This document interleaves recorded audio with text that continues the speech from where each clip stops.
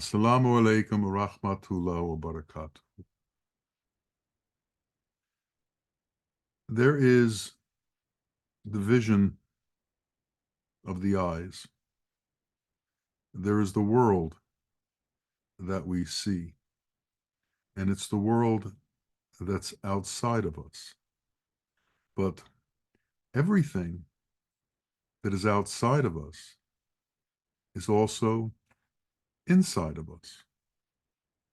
And what we see on the outside is an example for the reality that is inside of us. Our heart is like a ship. It's sailing on an ocean, which is the ocean of pilgrimage that we are all on. And to understand reality, to understand truth, we have to understand that what is going on in the outside are examples of what's going on inside of us. Reality is within us. Illusion is what's outside of us. And the physical visions are illusions, because in truth, there is light, and light has no form. In truth, there is Allah alone, and Allah has no form. So all that you see that is form is illusion. Yet everyone spends their life reacting to this form as if this form were reality. And so what happens?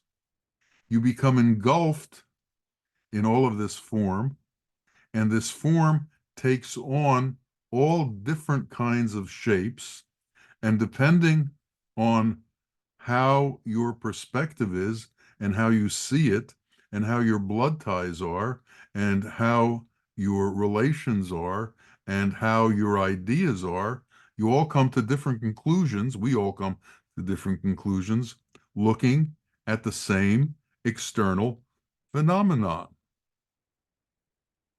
There's a line: to a hammer, everything looks like a nail.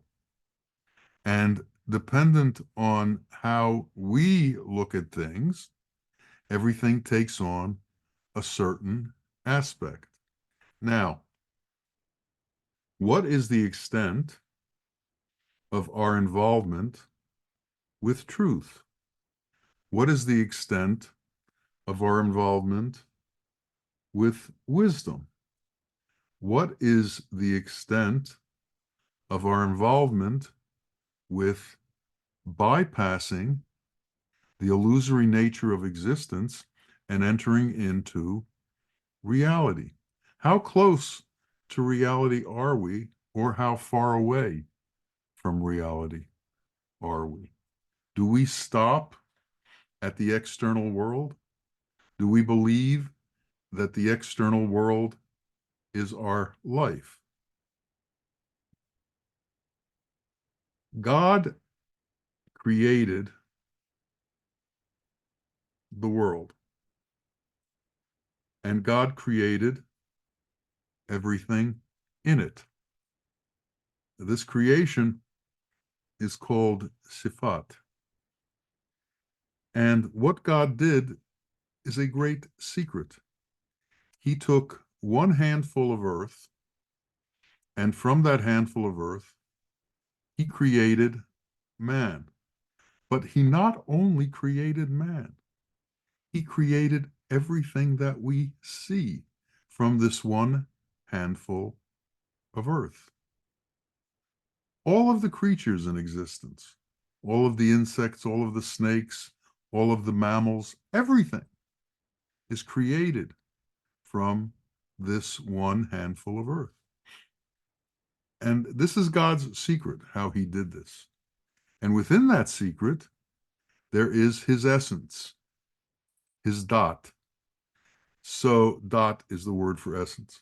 So he created everything and placed his own essence within everything. Yet everything that he created is enormously different from every other thing. However, all of his creations have some things in common. All of his creations have sense awareness and intellect, and the process that sense awareness and intellect goes through. Man, on the other hand, is different than all of the rest of creation. God's secret cannot be known by any of his creations except man. And God gave to man the privilege of knowing his secret and understanding his essence. He did this through the creation and at the time of creation. And if you are interested in understanding the similarity between his creations, if you dissect a cow and you dissect a man, you'll see similarities. You'll see so many things that they have in common. They are now even trying to transplant certain animal organs into people because they work. So this secret and this essence is within all of us. But there's more. Within this handful of earth that he created man and everything else out of is everything. All of the universes, all of the languages, all of anything that you can think of is within this handful of earth, and it all fits. And why does it fit? Because God has no form. And so he doesn't need a lot of space in order to fit all of this in. We think this world is a huge place because our eyes see it as a huge place. But in truth, this entire world is contained within your heart. So this huge place is actually a tiny, tiny place. And this huge place that we give so much attention to and that we spend so much time worrying about, and we spend so much time trying to straighten out, is actually an illusory figment that's a very tiny point. And if we learn to turn away from that point and to turn to the point that is Allah, then it all becomes semi-irrelevant. Now, we still have to live within the world, and we have to find peace within the world. But we have to understand that peace is one of the qualities of God. Salam is a quality of God. Now, as a quality of God, that means it is without form. But we look at peace as having form. We look at peace as our own idea of how things should be in the world and how things should happen in the world, and we call that peaceful. How peaceful is your own heart? How peaceful is your own state of mind? How peaceful is your being? Are you capable, are we capable of being at rest and being content? The word content and peace are close to each other.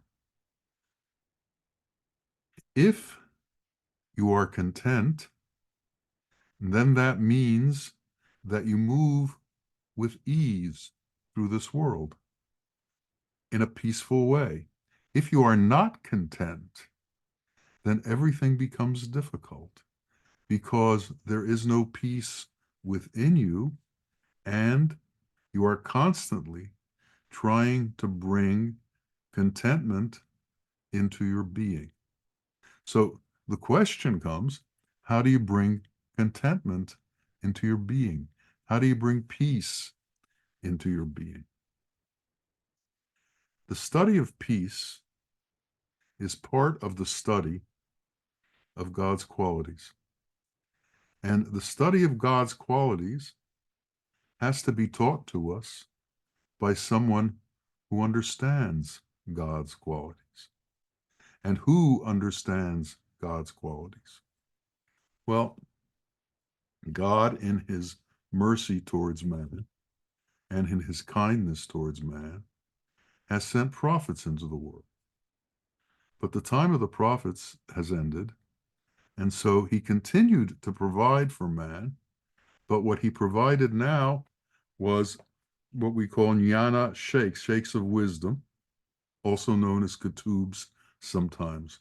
And these are the ones who understand reality and understand God's plan and come here on behalf of humanity, not on behalf of themselves, and bring into this world the teachings about Allah so that man can learn the truth, so that man can understand that which is real and that which is illusory. Now, most of us spend our entire life on that which is illusory, and that is sense awareness and intellect. Sense awareness and intellect means that we deal with what we see and what we touch and what we feel, and we try to make some sense out of it with the intellect, and we try to use it for our own purposes so that we can make our way through this world. All the animals do that. But man's consciousness rises above that. Man's consciousness can take us to other places. And after intellect, man has judgment. Man has the ability to analyze what he's been going through. And after a while, man realizes that he's been spending his life trying to solve worldly problems and has been having a rough time of it. And in trying to solve these worldly problems, he's created more worldly problems for himself. There's the story about the naked sadhu in India who didn't have anything. And then he got a loincloth. And so he started to wear the loincloth. But after a while, the loincloth got dirty. So he had to get a second loincloth. So now he had to wash one loincloth while he was wearing the other loincloth. And the story goes on and on as how his life becomes more and more complicated because he got started with one loincloth. Soon he had a family and a cow, and then it became really complicated.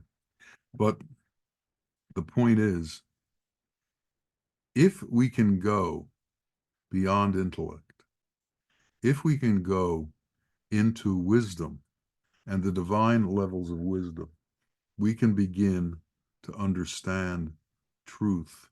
And as we understand truth, we become more and more able to go to a place that will bring us contentment and bring us peace.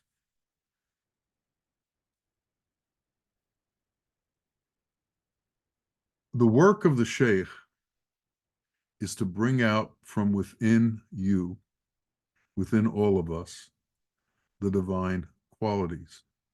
He's a miner. In the same way that someone mines gold, he mines divine qualities. Everything is within you. However, everything is hidden. because of the mind and desire. The mind is at the state of the intellect. Descartes said, I think, therefore I am. And what he really meant to say was, I think, therefore I am an animal. He didn't mean to say, I think, therefore I am a man, because a man has the capability of going way beyond thinking, of entering into states that are way beyond the intellect. And those states are the states where we are able to comprehend the formless in the same way that we're able to comprehend the form. Many of us have had the opportunity to be in love. And being in that state of love, everything for us changed.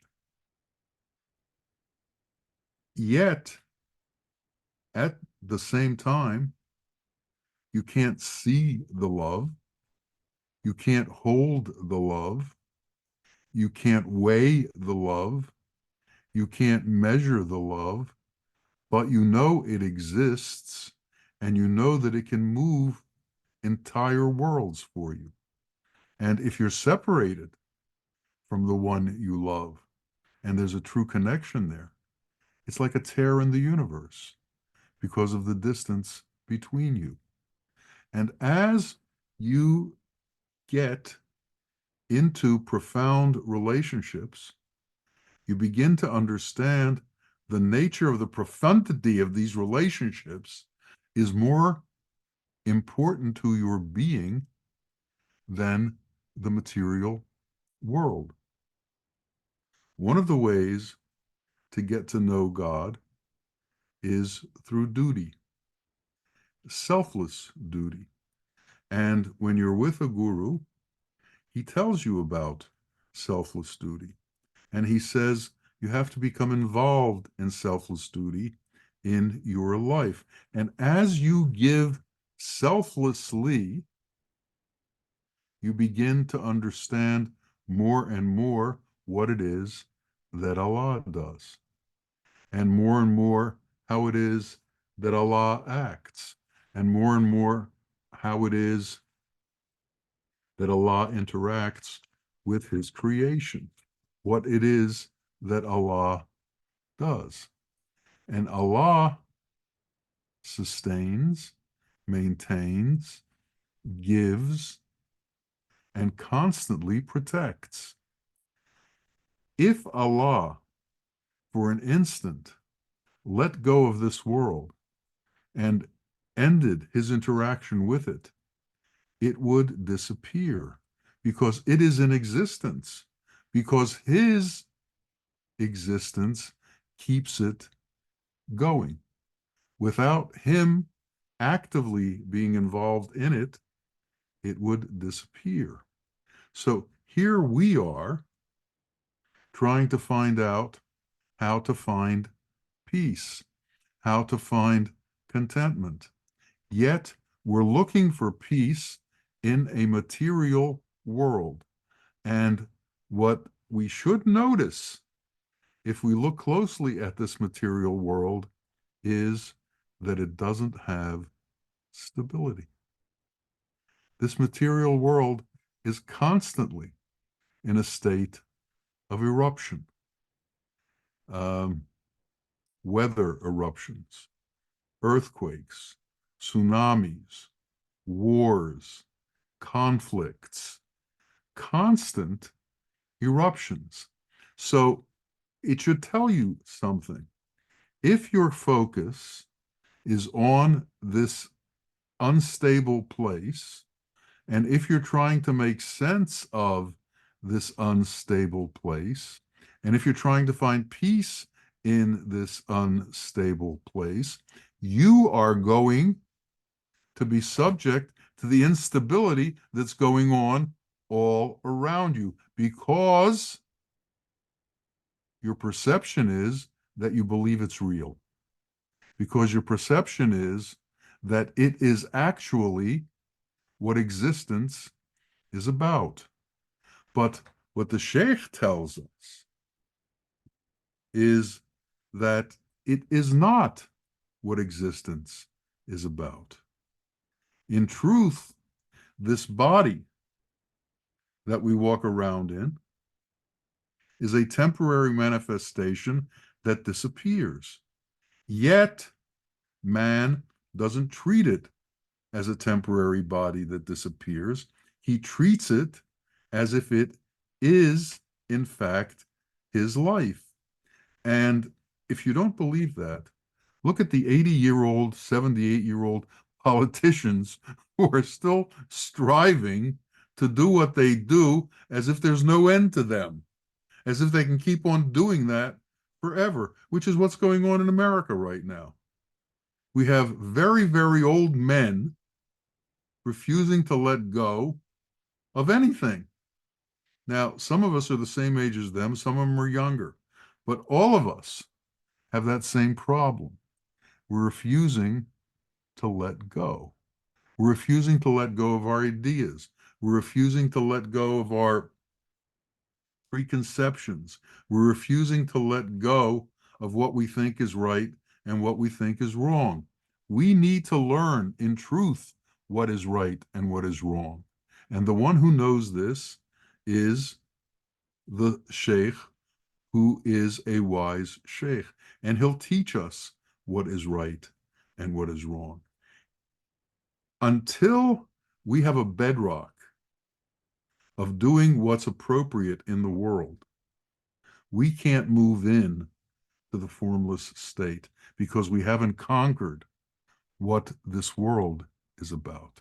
So to conquer what the world is about, to conquer our connection to the world, we have to automatically do what's right within the world and not do what's wrong within the world. We have to automatically have appropriate action within the world, and then we can take the next step. That first step in Arabic is called Shariat. In other religions, they have other names for it, but it's basically the basic laws of human conduct. And we have to be appropriate within the basic laws of human conduct. And then we can move into the connection to godly conduct, move into that connection where we can see God because, or see our interaction with God, because our relationship with the world is at peace now. It's at a state of contentment because we know how to handle the eruptions that the world gives. We know how to handle the difficulties that the world throws at us. We know how to keep our equilibrium in the state of madness all around us because we know that that madness is temporary. Watch a rainstorm. How long does it last? Watch a snowstorm. How long does it last? We've all seen wars. How long do they last? They all have beginnings and ends, and then they start over again. They're repetitive. All of this stuff is repetitive. All of this stuff goes on and on and on. And as long as we tie ourselves to all of these things, we are going to be caught up in the hailstrom of this instability, in this hailstrom of being attached to this instability and being rocked by this instability. So we need to get out of this instability. But to do that takes a new mindset. It takes an understanding that what we know now is not sufficient. The way we look at things now is insufficient. That we have to understand that we are other than what we appear. And that the physical vision that we see is an illusion. Now, Allah has secrets, and within these secrets, He created all of existence. And all of existence has this formless essence within it, so that everything within existence exists within us and each of us. And we need to somehow become in contact with this essential essence that Allah placed within creation so that we can know truth. And if we can know truth, we can come to know the prophets. If we can come to know the prophets, we can come to know ourselves. And if we can come to know ourselves, we can come to know wisdom. And if we can come to know wisdom, we can come to know God. But all of these things take establishing an attitude within ourselves that is peaceful, that doesn't fly off the handle anytime something happens, that doesn't react to this world on a constant basis. Most men spend their life in reaction to stimuli. Well, that's how they define amoebas and the most simple kind of life, reaction to stimuli. Well, from amoeba to mammal, they react to stimuli. They're hungry, they eat. They need shelter, they go find shelter. They want to have sex, they go have sex. They react to stimuli. Can we get to the state where we are beyond reacting to stimuli, where we are beyond a reactive being, where we are a being that is centered within truth? And this centering within truth has certain meanings to it. Truth is God. God in truth is all that exists. God is one, and all men are one within that. But as we look into the world, we see a multitude of things. So there is a multitude of religions. There's a multitude of colors of people. There's a multitude of nationalities. There's a multitude of races. There's a multitude of cultures. There's just so many of everything. And we see the everything and miss the unity within the existence. We're fooled by the color of skin to think we're somehow different. We're fooled by religions to think that we're somehow different. We're fooled by languages to think that we're somehow different. This is the trick of the mind. This is the trick that holds you in place by the mind and doesn't allow you to find the freedom of being released from the chains of this world. This is the mind's trick. God has secrets, but he doesn't have tricks. God will allow the truth to come to you as you are available to receive it. God will allow the truth to enter you as you are open enough to accept it. But as long as you have preconceived notions of what the truth is going to be, you have created a wall between yourself and the truth. As long as you have preconceived notions of what true religion is, you've created a wall between you and the truth. That's why when you finally meet a sheikh, you have to surrender to him. So you have to give up all your ideas and allow his ideas to become your ideas. You have to give up all of your inclinations and allow his inclinations to be your inclinations. And you have to watch him. You have to watch how he acts. You have to watch what he does. You have to watch how he is. And I did that for years. And I saw that there was a consistency in his being, that he never overreacted. He always kept things close to himself and always had a positive attitude towards everything. And I saw him in sickness and in health. I saw him at the end of his days on this world when he was in tremendous pain and in tremendous difficulty physically. But he never altered his attitude, which is God is great, God is all there is, and my faith in him is without any doubt.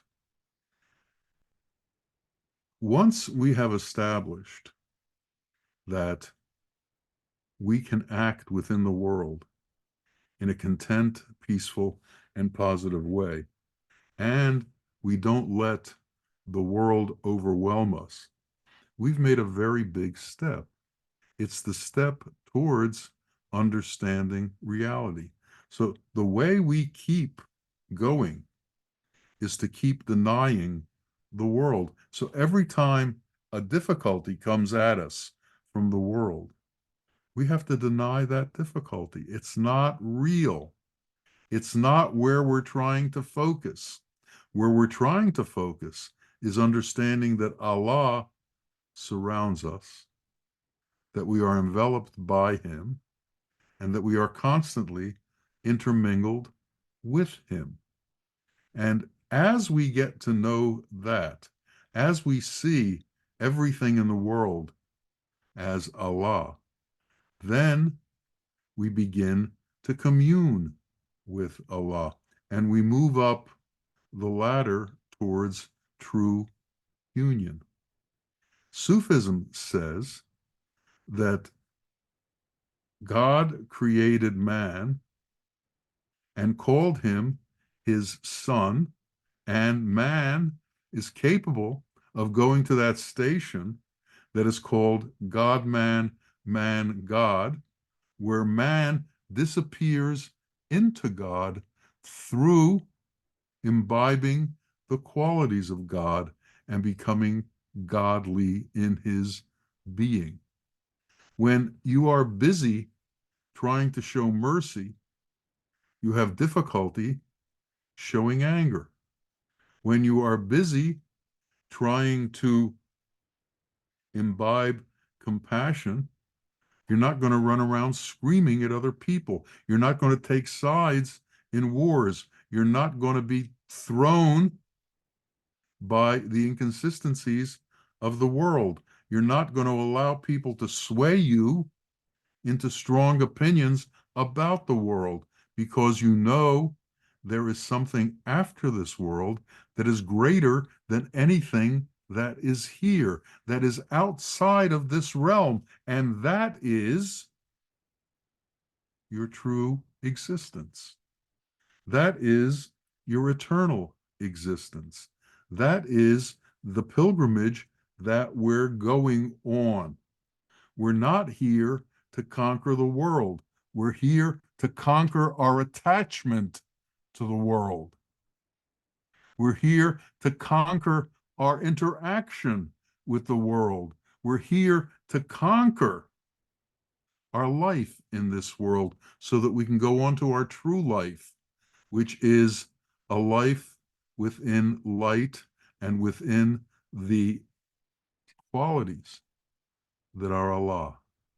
And in learning those qualities and in becoming those qualities, we become the truth of who we are. And as we give up our attachment to our mind, and our mind, by the way, never stops trying to influence us, and it is not our friend, and desire never stops trying to influence us, and desire is not our friend. They are taking us in the direction of the world and in the direction of consuming the world. There's a story of two frogs who, two bullfrogs who ran into each other, and they were both trying to gain superiority over this small piece of pond. And so one opens its mouth and tries to swallow the other frog, and the other frog keeps expanding while it's being swallowed. And eventually both of the frogs explode. And that's where you're going in the world. There is no conquering the world. There is no consuming the world. All of this has to be let go of. And if it doesn't, if we can't, we will explode. And that's the end result of our attempting to conquer the world.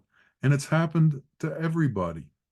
And there are men who've climbed the ladder of conquering the world. And you know their names: Napoleon, Hitler, Stalin. What happened to all of them? The same thing. So we need to escape that route. We have to find another route.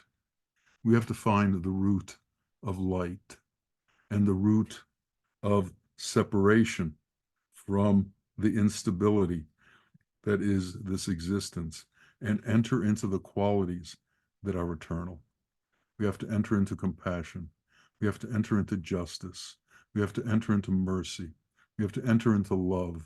We have to enter into kindness. And we have to be consistently adherent to those qualities. And in that consistency, we will find our way. And in that consistency, Allah will guide us. And in that consistency, we will continuously be shown the next step to take. But we have to set the intention, and we have to be partners in our progress. We have to be partners in our transcendence. We have to intend our transcendence.